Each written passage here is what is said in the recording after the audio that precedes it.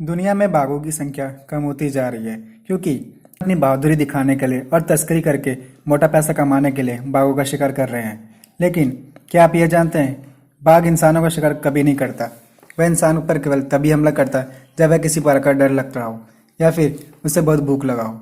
लेकिन क्या आप ये जानते हैं कि बाघ के जीभ में कांटे होते हैं। लेकिन इससे जानने से पहले अगर आप चैनल पर नए हैं तो सब्सक्राइब जरूर करें। हाँ, ये बात सच है कि बाघ के जीभ में कांटे होते हैं।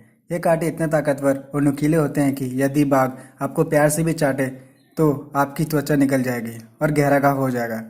बाघ की जीभ में कांटे किसी प्राणी की त्वचा या मांस को अलग करके हड्डी को बाहर निकालने के लिए हो सकते हैं। बाघ अपनी जीभ का उपयोग शिकार को खाने पहले उसे साफ करने के लिए करते हैं। बाघ की जीभ इतनी खुरदरी होती है कि दीवार पर लगा हुआ पेंट एक बार में हटाया जा सकता है। क्या फर्क पड़ा था? अगर नहीं तो ऐसे फैक्ट जानने के लिए हमारे को चैनल को लाइक शेयर